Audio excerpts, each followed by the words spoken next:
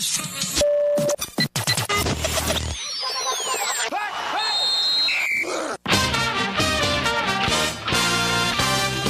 right, well, not a lot of fun if you're a Giants fan this season, but certainly lots of fun coming up here and doing GameFaceRadio for 1 hour. The Frattman and Jerry Foley from the Giant Insider. Big time thanks for joining us.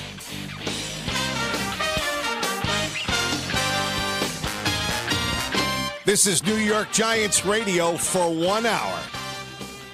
A 4-hour show that we cram into 1 hour, baby. 10 years. 10 years of GameFaceRadio, week number 7 of the 2018 season. And, of course, we will focus in on the New York Giants in our third segment.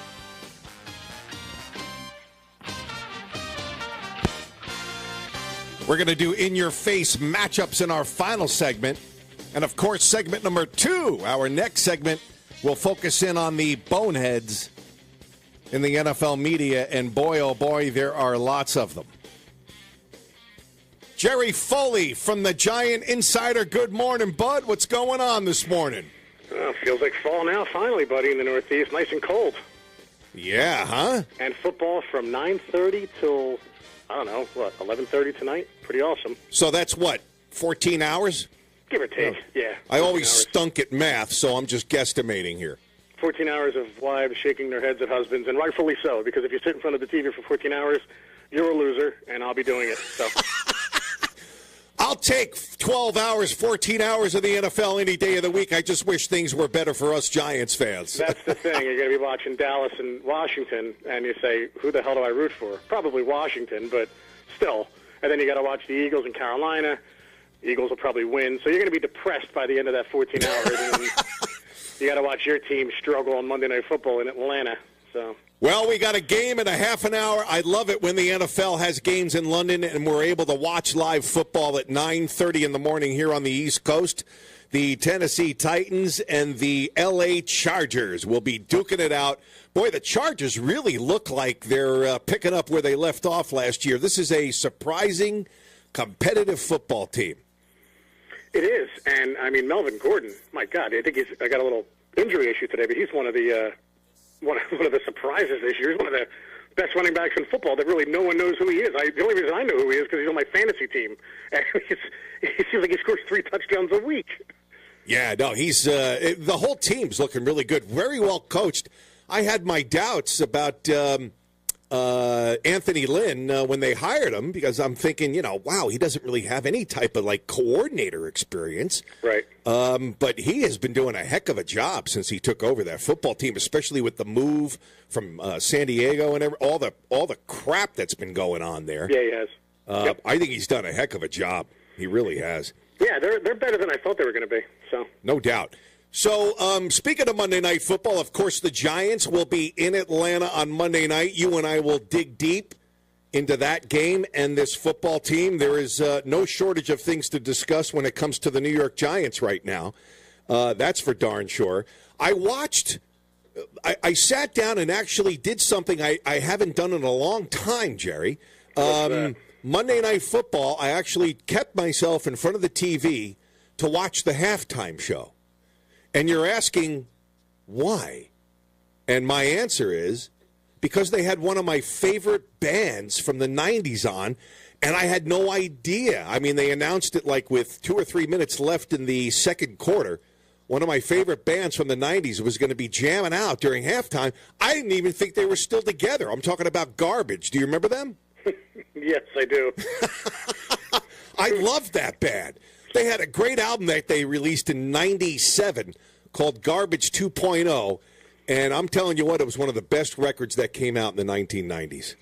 Yeah, the 90s to me were a blur. I was in college. That's not why I was a blur, but I was such a hair bands guy in the 80s that I was just not into the grunge. And I know Garbage isn't really grunge, but the 90s, until there was Godsmack, I wasn't that much back into that kind of scene. Like Godsmack to me was more, all right, that's metal again. So yeah, but it was a quick performance. It was only like maybe 2.5 minutes, something like that. But it was good to see. And if the NFL is going to be doing that now on Monday Night Football at halftime, kudos. That's a rare, smart decision for the NFL, right? Yeah, there. that and 9:30 East Coast football are smart moves for the NFL. So I wanted to give out our Twitter address at CBS GameFace. If you want to send us a tweet. Jerry Foley, tell us about an app that we can download on our phones to listen to GameFace as well, please. Yeah, man, 940 WINE. If you have Apple, Google Play, Stitcher, any of them, it's all available. 940 WINE Sports Radio. Very easy to download quickly. Yeah, buddy. I want to give a shout-out and a congrats and lots of love to my nephew Dan and his wife Claire. They had a baby last night. Last night or the night before? I can't remember now. So there's a new member of the Fratt family, the Frattman family, welcoming in a new baby. I don't know. It's quite honestly, I haven't thought about this. I have no idea. What is that baby to be if my nephew had a baby? Is that my cousin or? No, if your nephew had a baby, then it's your grandnephew. Really? Yes. Or grandniece. Well, niece, yes, sorry. Was it a boy or a girl? Was it a girl? Yes. Oh, nice. Yeah, grandniece, yes. Okay. There you go. Okay. Dropping knowledge. So the Giants are in Atlanta tonight, and if I'm not mistaken, this is their first time in that new stadium. And also, if I'm not mistaken, isn't that where the Super Bowl is going to be played this year? Yeah, tomorrow night, by the way. But tomorrow night, yes. That's what I meant to say. Not that anyone's going to be tuning in tonight to watch the Giants, but yeah. Yeah, no, I meant to say that, yeah. Yep. So I actually, Jerry, I don't know why, I'm actually feeling good about the G-Men going down there tomorrow night. Well, there's two things. One, Chick-fil-A will be open tomorrow night if you're a Giants fan, so you can have Chick-fil-A because they're not open on Sundays, which was amazing that they put that in there in that stadium. And two, I agree with you. I think actually the Giants will play well. I think they'll come up short, but I think they could score on this defense. Atlanta's broken. The problem's going to be, can you outscore more than Atlanta because they're going to score a lot of points. I do think the Giants pull this game out tomorrow night. I just have that sneaky feeling, man. Yeah, to get us back interested again, to get Giant fans kind of into it. I agree. I think it'll be close, but I think they'll still lose. And by the way, you and I are doing our second show without a Giants game, which is kind of rare. It is weird. Yeah, it's almost like, do you want to just keep talking about the debacle that was the Eagle game? Yeah. Well, you could keep talking about OBJ and his father and everything all else kinds now. Of stuff. He never gives you a shortage of things to talk about. That's one thing that you have to love about the guy. At least you have something to talk about. It's not the right stuff, but at least you have something to talk about with him. I just had this feeling that this 11-day break that they just had. Yeah. Is going to help them. It's going to help them go down there tomorrow night and be very competitive. I have that feeling. Well, one of the changes they've made, and it's something that Chris Bisignano, the beat writer for the Insider, has been asking for weeks, to his credit, is they're putting Spencer Pulley at center and then moving Greco to guard. And he said Spencer Pulley started every game for the Chargers last year. He's a good player. Didn't you call that last week on the show, if I'm not mistaken? Yeah, right. Chris and I have been talking about it for a while. Yeah. And that was the move they should have made. I give Shermer credit for trying different things. Like McAdoo was just so stuck in his ways. Oh, yeah. This is how it is. We're going to keep doing it till we fail more and more and more. Shermer kind of looks at everything like, all right, that's not working. Let's try this now. And I think the more he does that, the better he makes himself look, because not only is he trying to correct it, but he's basically showing you how bad this roster is. Yeah. Right? So I think he's helping himself. I think this is the right move to make. I think the Giants will move the ball because of it. One thing I expect tomorrow night, I expect Saquon Barkley to get between 150 and 180 yards on the ground. Forget about screen passes. I think he's going to run all over this team. Yeah. Yeah, well, now everybody's saying, okay, the Falcons' defense stinks. The Giants should have their way with them. Let's keep in mind that they've stunk up until the point here where Mike Smith, the defensive coordinator, was fired.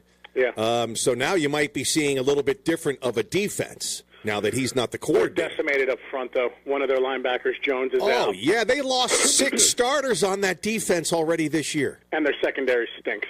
I mean, if this is not the week that the Giants get more than 30 points, then they're going to be 1-15. I'm serious. Even if the game's close, want them to put up points. And I don't know if the defense can stop Atlanta. Just put up points and, try to keep it close. I think the Giants will score points. I just still think they're going to fall short. GameFaceRadio, CBS Sports Radio. I am the Frattman. He is Jerry Foley from the Giant Insider. We're just getting this thing started here. It is time for NFL Haps. And a shout-out to our friends at Green Bubbles Car Spa, located at the Four Corners in Brookfield. Good day to get it washed. They do a great job inside and out.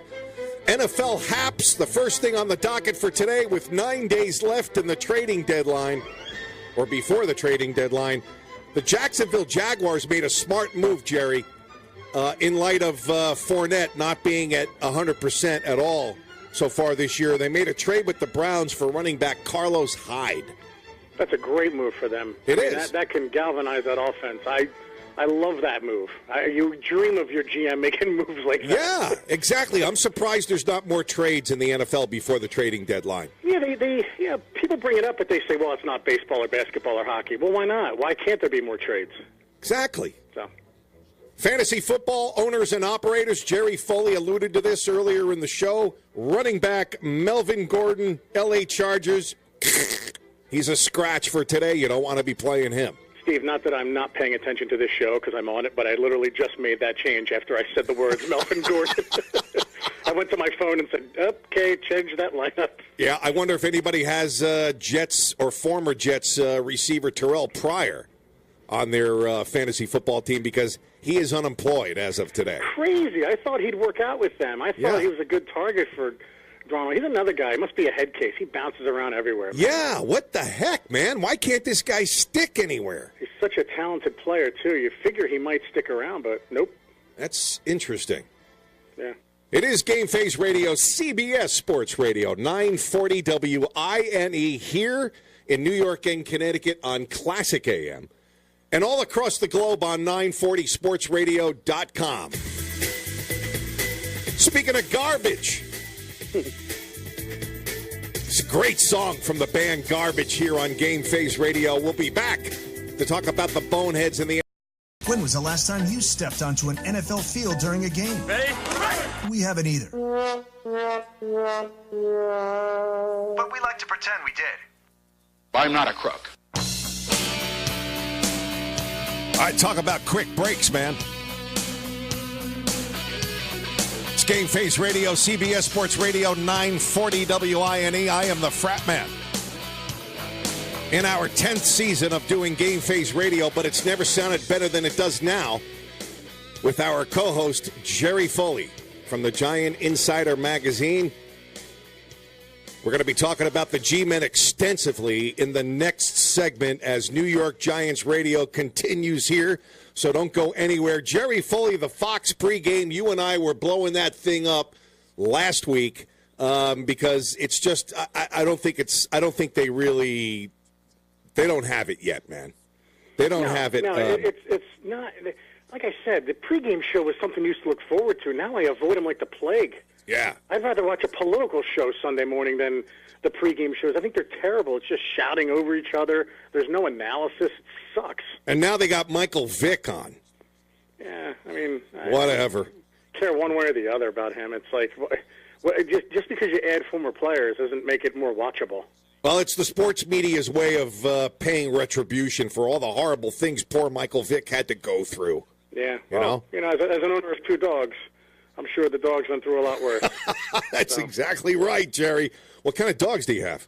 I have a chocolate lab named Taylor, after Lawrence Taylor, and I have a half shepherd, half lab, black male, named after the Rangers. Oh, man, I'll tell you what, I love dogs, man. When am I coming down so I can hang out in the Giants cellar and hang out with the doggies and watch some football? Whenever, man. Open invitation. Ranger and Taylor will greet you with a lot of, not anxiety, but they will jump on you and lick you to death. That's pretty much it. They don't expect much. Yeah. I love it. Yeah. I don't get that from a significant other, so I might as well get it from the doggies. Yep, female and male. I'll never be dogless ever again. We lost our dog last year, Meadow, after the Meadow. Oh, I remember that. You see a trend here. Yeah. And what I name my dogs after. And, I love having dogs. So CM, is it CMB? Is that CMB on WFAN in New York? Did I say it right? Is that their nickname? It's such a bad name for a bad show. CMB. Okay, so I heard CMB the other day. Jets, of course, at 3-3. Giants at 1-5. Jets haven't, they've sniffed a couple of times the Super Bowl over the years, but haven't been in it for 50 years. But I heard CMB ask the question the other day, Jerry, is this becoming a Jets town? Yeah, and that show, all they do is throw shade at the Giants organization. On the flagship Giant station. Well, to her credit, and we gave her credit on Twitter, Kim Jones went on there and shut them down. And it's rare when you hear members of the media go on there and do such a good job, but she was phenomenal because they were trying to goad her into saying that the Giants should have drafted a quarterback instead of Barkley. First off, it's ridiculous because if you watch the Cardinals last week, that's exactly what a quarterback would look like in this offense. Josh Rosen was terrible. He'd be terrible in this offense because there'd be nothing in front of him. But Kim Jones brought up the fact, wait a minute. You were in a position last year to draft Pat Mahomes, and you took a safety. And it literally silenced the whole show. And I thought, why did it take Kim Jones to say this? What a great point. Pat Mahomes, it's going to be his league in about 2 to 3 years.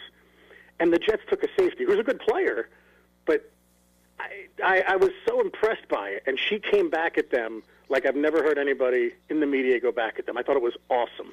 Yeah, and Mahomes, wasn't he taken in the second round? No, he was taken 10th overall, and the Giants were trying to trade up for him, supposedly. And the Chiefs traded up. I forget who they traded with, but they traded up to 10 because he was one of those guys, Steve, that was rising up the ranks within a few days of the draft. It was like, watch Pat Mahomes. And you thought, well, is this real? But they took him, and obviously they're pleased, to say the least. 18 touchdowns so far this season? Right, and the Jets passed on him for a safety, Adams, who's very good, but you still passed on him. And I thought, man, Kim Jones, she's on our side. But to ask that question, though, is this becoming a Jets town? Yeah. Tell you what, Jets get near or in the Super Bowl, and then you can start talking that way, okay? Until then, you're an idiot. Well, you have a former Jet on the show. You have an Eagle fan in Carlin, and Maggie's a Buffalo Bills fan. So they hate the Giants. Yeah. I mean, you'd think Maggie would hate the Jets more, but, she obviously loves Bart Scott. And she hates the Giants.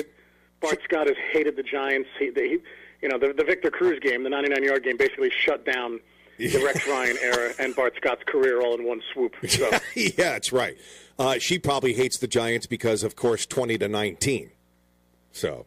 Oh, that's a good point. I didn't even think of that. Yes, but you would figure, being in the division, she'd hate the Jets more. But no, she definitely hates the Giants more. By the way, how about those schedule makers in the NFL putting the Chiefs on Sunday Night Football 2 weeks in a row? Yeah, they're overselling Mahomes, I guess, right? I guess they are. I don't know. Nothing surprises me with the scheduling, and it's Chiefs Bengals. Interconference. Okay. So one of the things we talk about a lot on Bonehead Football Media Matters. That's why they call these people boneheads, Frattman. That's exactly right. And the wussification of America in full force. And, of course, the guy who leads the pack in that department is none other than Peter Rosenberg on ESPN Radio in New York City.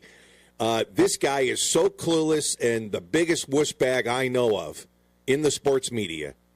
He's the caricature of I am a wuss bag. And, of course, the other day, it's been the flavor of the year so far to bash Eli. And I still think a lot of people are giving up on him way too soon. We'll talk about that more in our next segment covering the New York Giants. Hey, real quick, Steve, I just want to bring up our Twitter followers are awesome on Giant Insider. And Giants Fan Online, at NYG Fans Online, just private messaged me. The Chiefs traded up with Buffalo to get Mahomes. So Kim Jones was taking 2 shots at the show because Buffalo was dumb enough to trade out. And so I thought, this is what I mean by the instant information that you get. Yeah. So obviously they're listening to Game Face. Good job by Giants Fan Online. He's awesome. They're always messaging me and tweeting at me. They're great people over there. Yeah, I've seen some of their tweets. I like the way I like the things they say. I really he's do. awesome. Good dude. And they're listening to Game Face, obviously. Yep. Anyway, Peter Rosenberg bashing Eli the other day for not being a leader. Tell you what, Peter Rosenberg, you got a player who won 2 Super Bowls and was the MVP in both of them. That's the last thing you should be saying about that player. Okay, you are not a leader, never will be, because you're such a wushbag. And you know what? It's time to change the diapers, buddy. Well, sometimes guys lead by example. I mean, sometimes, look, and I'm not to get into basketball, but look at Kareem Abdul-Jabbar, someone like that, won 6 championships, 5 MVPs or whatever. They're not fiery people. They lead by example, and that's what Eli does. He's not a fiery guy. He never was. Right. If I would say the problem is that defense hasn't had a leader since Justin Tuck or Antrell Roll left. There's a lot of things I hear Peter Rosenberg saying negatively about the New York Giants, but especially Eli Manning. Okay, so is Alex Smith a leader? Yeah, exactly. I mean, look, we can come up with a lot of examples. I don't remember Joe Montana being a real rah-rah guy, do you? Exactly. He's got 4 Super Bowl rings. Right, and unless you're what is it? Unless you're yelling and screaming. I mean, if you win, it doesn't matter what you do. So, because it's such a dumb narrative, and to say that it's just another shot at the guy. He is one of the most. How did he get? What rock did that guy crawl under from to get on ESPN Radio in New York? It's just amazing. He did the special on Duke on the 30 for 30. I think he was the one who did it. And I don't know if he got more play because of that, but that's where I first saw him. I didn't realize he was on Kay's show, but that's where I first saw him. He did the 30 for 30 on I think I Hate Christian Laettner. Yeah. That's where I saw him. A couple of months ago, his comment about Eli was, geez, he hasn't been good in a long time. Meanwhile, he did take him to the playoffs back in 2016. So, yeah. Yep.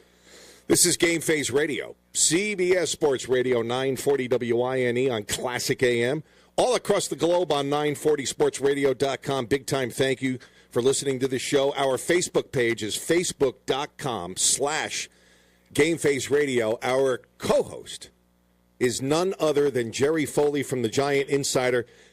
You want to ship out any information to anybody listening about how they can get a subscription to the Giant Insider, by the way? Yeah, it's pretty easy. www.giantinsider.com or go to Magster, MAGZTER.com, search Giant Insider. Digital subscriptions are only $17 a year, and the paper version is $40 a year. Awesome. Very cool.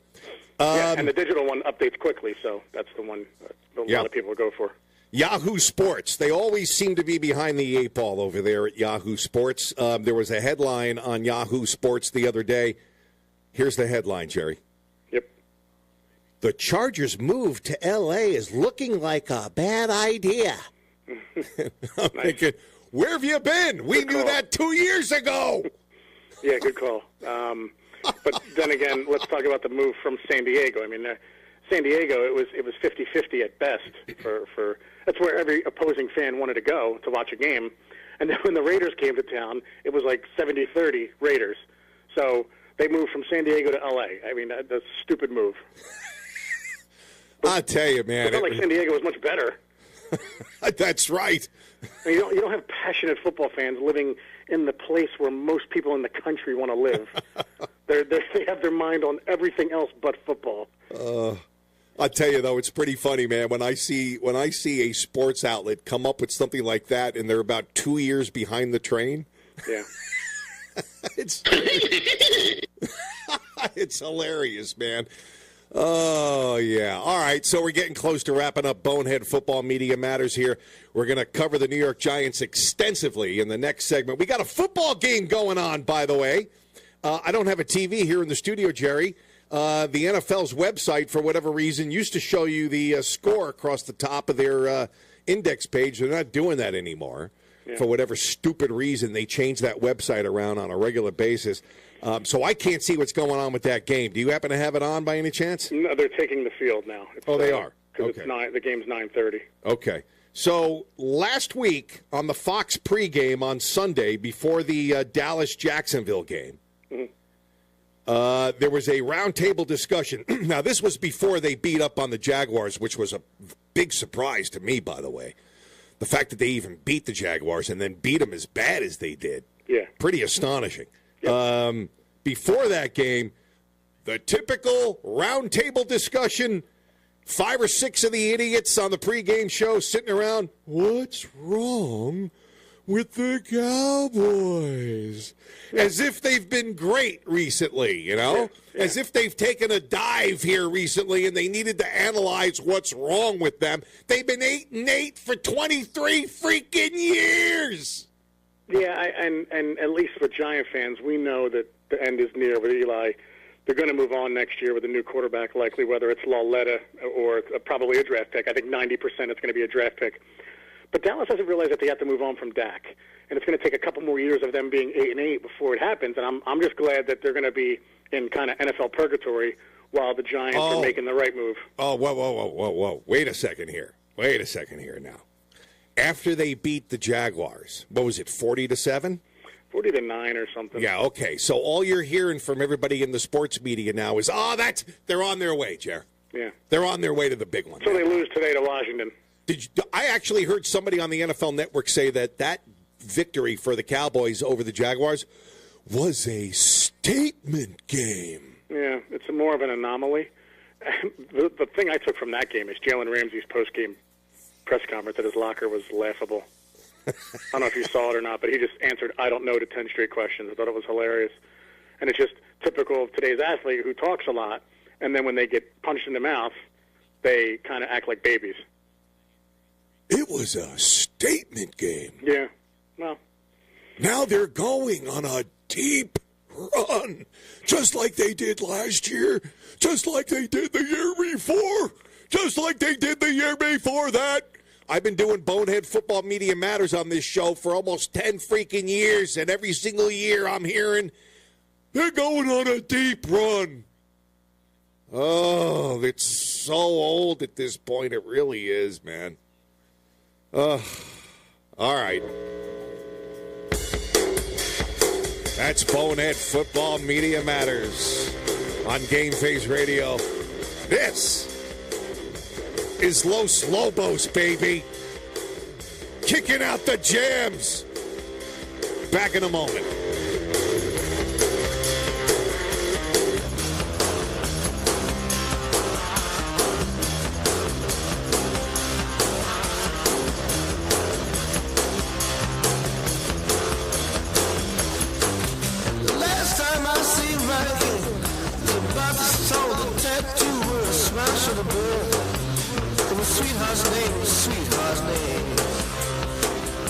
You would think that there's more than one year-round NFL show on the radio. What with football, the most popular sport in America? But you would think wrong. Game Face is it. Amazing. Frattman, it's all yours. 940sportsradio.com. But watch Taylor. He starts to go outside Jacoby, then he goes back in, then he goes back out, then he comes back around. Rippon had to take that sack. Oh, yeah, baby. Some old John Madden for you there doing a Giants game back in the 1980s. Hit it.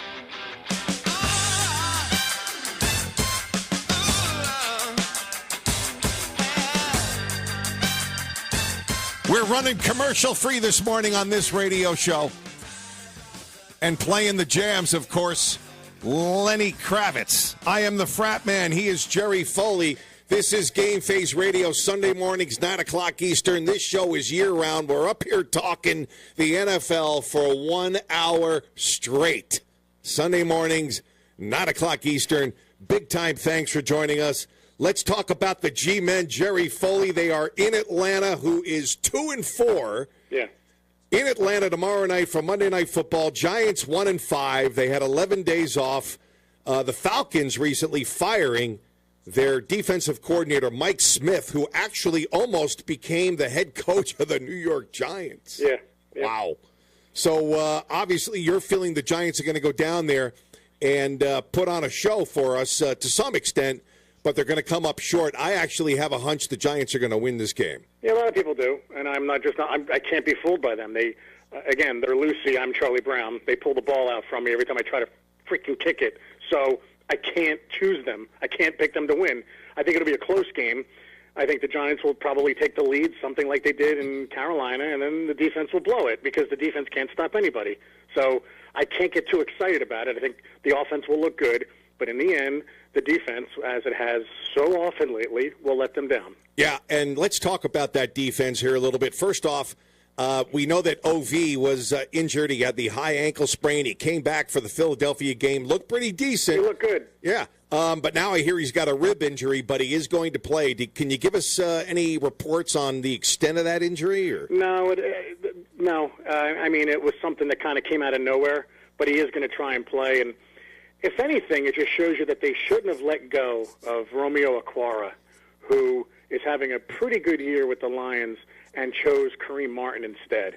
So, look, man, there's a million different ways we can go with this defense and talk about what they should have done and what they shouldn't have done, but they didn't have no pass rusher, so Vernon has to play for them to have any shot at any type of sack, even with a statue like Matt Ryan. Yeah. Well, I'll tell you, man, it's the one thing I did expect from this defense was to be stout against the run, but and they were at first. Yeah, and now they're like number 27. Yeah, they were at first, but like when you're like the Eagle game's tough because when you're not doing anything and you're going 3 and out, if you look at the first half stats, the Giants are hanging in, and then the second half, the other night they just got blown away, and it just stinks. It's a shame that they're, that the defense against the run, they're better than their stats lead on. Yes. But unfortunately, that's what it is. Now they're in the 20s, like you said, against the run. Now, Betcher, the defensive coordinator, he had a couple of quotes from a couple of days ago. He was talking about building a foundation here for the defense. Listen, let's put this all in perspective here. This is only 6 games into a brand-new regime, a bunch of brand-new players, players needing to really solidify in their minds the offense and the defense. So you got to cut some slack, and we do live in a society today where everybody wants instant results, of course. So, but here's what's confusing. Betcher's talking about the fact that he hasn't been able to really install all of his scheme yet. That's why we haven't seen a lot of exotic blitzes and some other things. He's talking the other day about first getting the fundamentals down and playing hard, and then throw in the scheme. And I'm thinking, well, okay, that sounds well and good, but you know what? I really haven't seen this defense playing hard. I haven't seen them playing with a buttload of passion like I did see the San Francisco 49ers defense playing the other night on Monday Night Football against the Packers. The 49ers are a 1-5 team as well, but I'll tell you what, their defense looks a lot better than the Giants' defense does. You also have to think, there's some guys that do. I think Kerry Wynn does, right? It's in spots. I think Landon Collins does, even though he's turned into a horrible tackler with his shoulder tackling rather than arm tackling. He's just not even wrapping up anybody. But then you have guys like Janoris Jenkins, who probably knows he's not going to be on the team next year. So how hard I hate to say this, but based on their own situations, I don't see them going all out now. Like, Jenkins is a prime example of someone who costs too much, and you think maybe he'll play for another contract next year from someone else, but some of these guys are just going through the motions. And it's a shame because this is what you have. You have a team that doesn't have a lot of talent, and so when the guys who do have talent are going through the motions, that's when you get the debacle last Thursday or 2 Thursdays ago. Yeah. So. Yeah, I just do not see this defense really, really, grinding it out and playing really hard like that San Francisco 49ers defense. I think Snacks Harrison gives you 100% every week. I think there's certain guys that do. I think Ogletree does. I think B.J. Goodson's actually playing well lately. But you're right. You're not seeing, swarming tackling. When someone gets hit behind the line of scrimmage, there should be 2 other guys following him up, and it's just not there. That's right. Any update from that London game? No, not yet. No, nothing. 0-0? Yeah. Okay. Boy, the NFL's website stinks. They used to have the score right across the top, the clock ticking down. There's nothing on the NFL's website right now showing you that there's even a freaking game being played. Yeah. Horrible. This is GameFaceRadio, CBS Sports Radio. I'm the Frattman. He's Jerry Foley. Let's talk about Eli Manning here briefly. Mm-hmm. And I still think that 97% of the sports media and 92% of Giants fans have given up on Eli this season way too soon, as far as I'm concerned. I think Eli is going to – let's remember, he's still in a new offense as well. As intelligent as he is, he's in a new offense. And the big thing that is – now, I am not absolving Eli Manning of some horrible play this year because he has been part of the problem. Agreed. Yeah.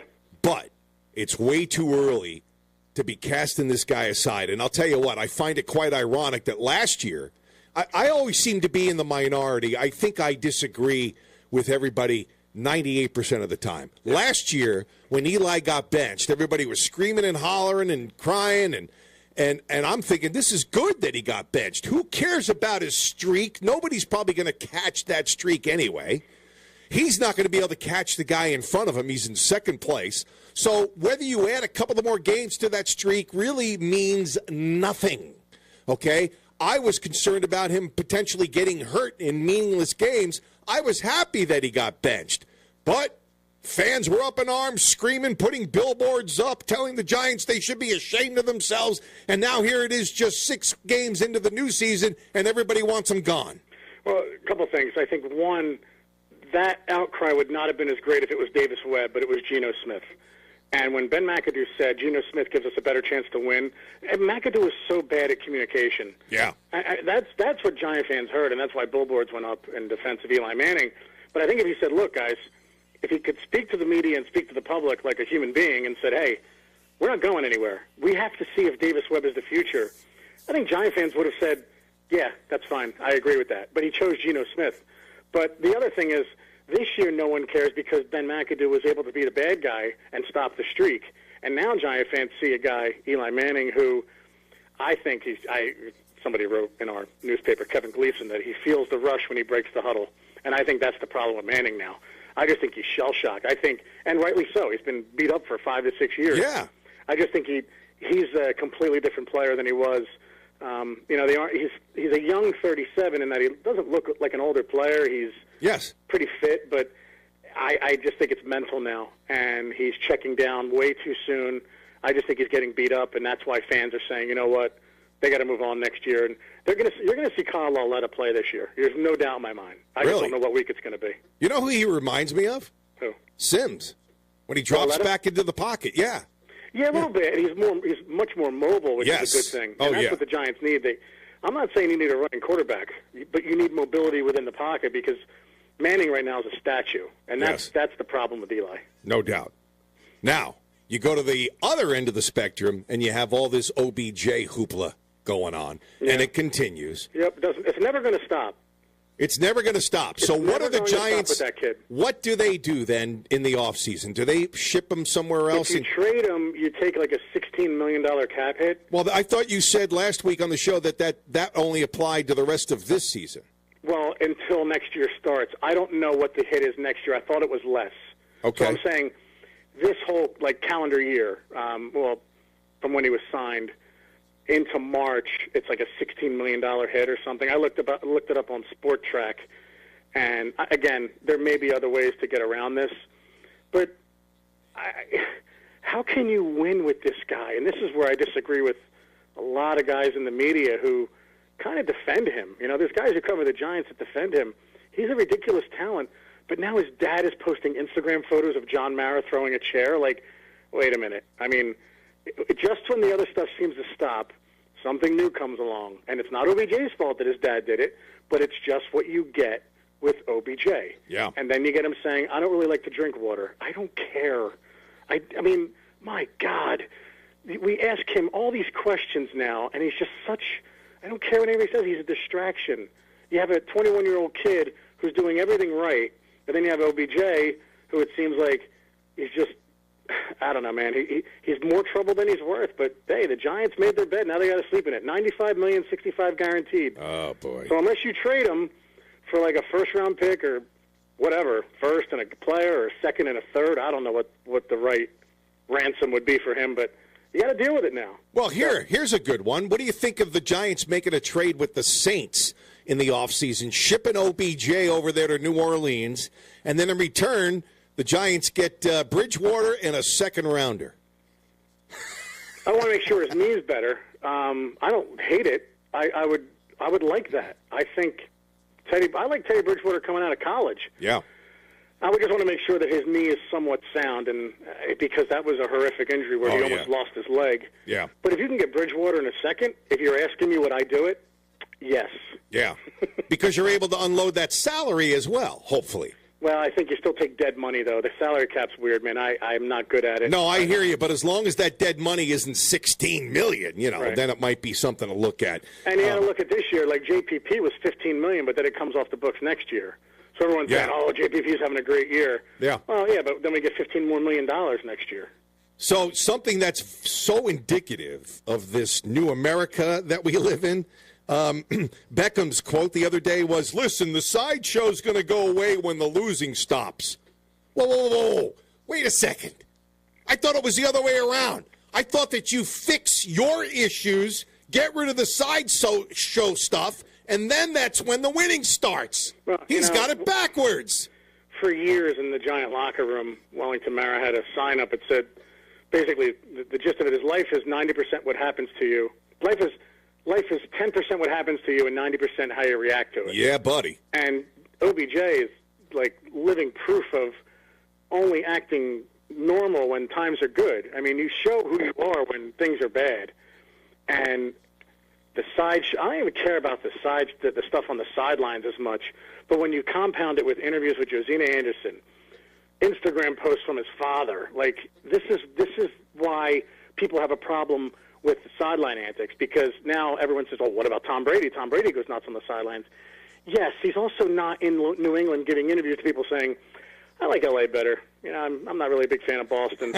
Like, don't people get that it's everything? It's not just one thing. It's not just proposing to the kicking net or launching yourself at Josh Norman with your helmet like a torpedo. Well, wait, and you know what? Nobody's talked about this, but the way he headbutted that big fan on Thursday night against the Eagles, I mean, you could hurt your neck. Yeah, and you know what, man? Have more respect for the helmet you're wearing, too. Seriously. Like, come on, man.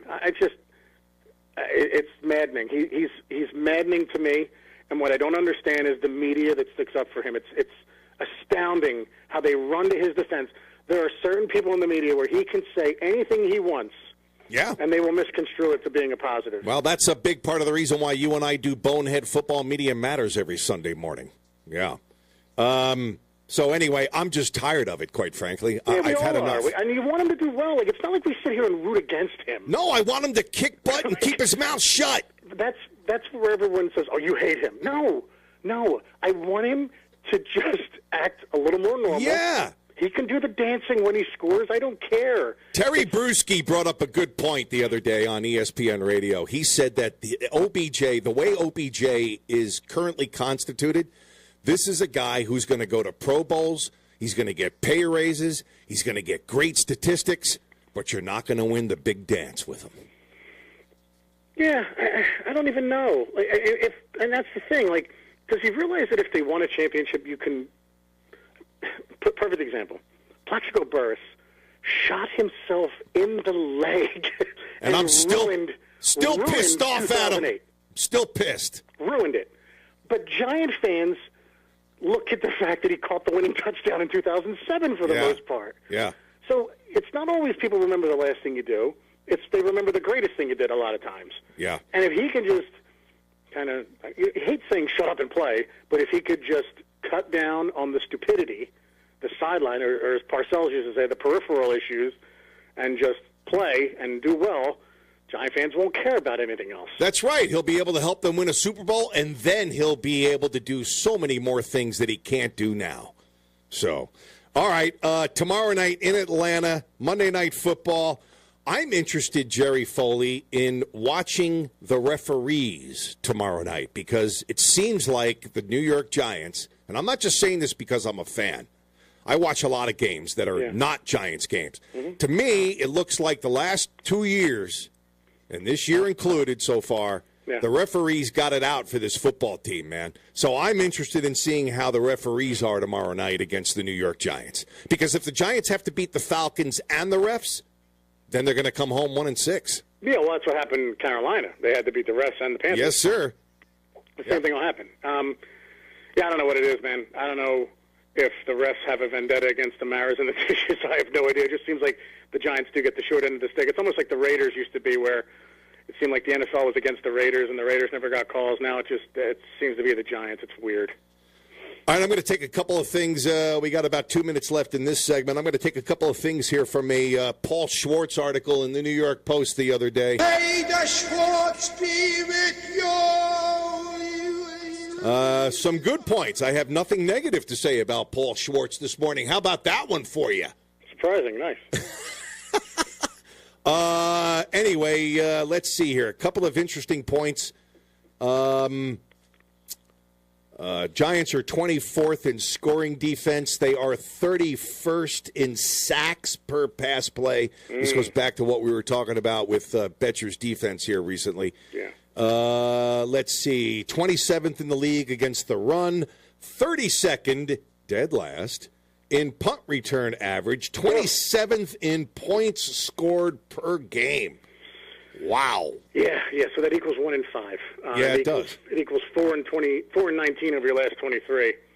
And they put OBJ back there to return punts, but even he's not helping now. There's an epidemic on Giants special teams that they haven't been good since Dominic Hickson was back there. It is what it is, man. They just have when you get rid of 6 guys immediately after you settle your final roster. Yeah, that didn't smell good. That was like, wait a minute, they are concerned about the talent of this team, and those guys aren't getting picked up by anybody. Calvin Munson got picked up, but there's guys that they've released that are like, if you look up their Wikipedia, it's American football player, currently a free agent. Yeah, so, yeah. Jerry Reese decimated this roster. Yeah, he did, man. And it's so ironic. 5-6 years. So ironic that happened with Jerry Reese. That first draft he conducted helped the Giants win Super Bowl 42. If you look at the first 3 picks of his second draft, it was Kenny Phillips, Terrell Thomas, and Mario Manningham. Awesome. That's 3 for 3. Yeah. And then it went off the rails, and it never came back. Yeah, exactly. Yeah. Now, here's an interesting point in this Paul Schwartz piece, going back to what you and I were saying about Eli before, and this lends credence to what I was saying about everybody giving up on Eli too soon. There is an NFL scout anonymously spoke to Paul Schwartz, and here's what he said about the Giants' offense. The offense is broken, mainly because the offensive line cannot hold up against 4-man rushes. No, they can't. More often than not, 1 or 2 of the blockers cannot sustain for 3 or more seconds. Yeah. This means the size of the pocket Eli Manning must operate in is significantly smaller than almost anywhere else in the league. Brian Baldinger did a breakdown of a Derek Barnett rush where he beat Nate Solder. I think it was Solder, Omame, and someone else. So someone came over to help, or Greco maybe. And it was basically 1-on-3, and he beat him to rush Manning out of the pocket. It was insane. So, yes, they're losing on 4-man rushes. Yeah. And you almost want them to send a 5th, because then at least Eli has a chance that someone may be open. Yeah. Now, and the real puzzling thing here for me is it looks like Shermer's gotten away from this, but also give credit to Paul Schwartz. This was a really good piece he put together here. Yeah. Here's another one from this piece the other day. The only way for this offense to become more effective is if the play-action pass, one of Manning's strengths, of course, is incorporated back into the attack along with rollouts. They had success rolling Manning out and putting him on the move in Houston in that game that he was 25 of 29, and I haven't seen that stuff since. Well, you can only do perform play action if you actually run the ball, right? And he inexplicably, last game, Barkley averaged 10 yards a rush, and he only rushed 13 times. So, yes, I agree 100%. We've been saying it for years. But you got to commit to the run a little more. Sure. You can't just have play act. No one's going to believe it. But I agree with you. He should. And the rolling out, I don't know why that stopped. Manning even looks like he lost weight from last year. So you wonder if the rolling out was something that they incorporated very early on and that he was going to have to do it and be a little more nimble. So if you look at Manning, he looks like he lost, I don't know, 10, 15 pounds. Yeah. Because he was probably expecting to roll out more. And for some reason, it worked really well in Houston, and they haven't done it since. Yeah, it's just mind-boggling.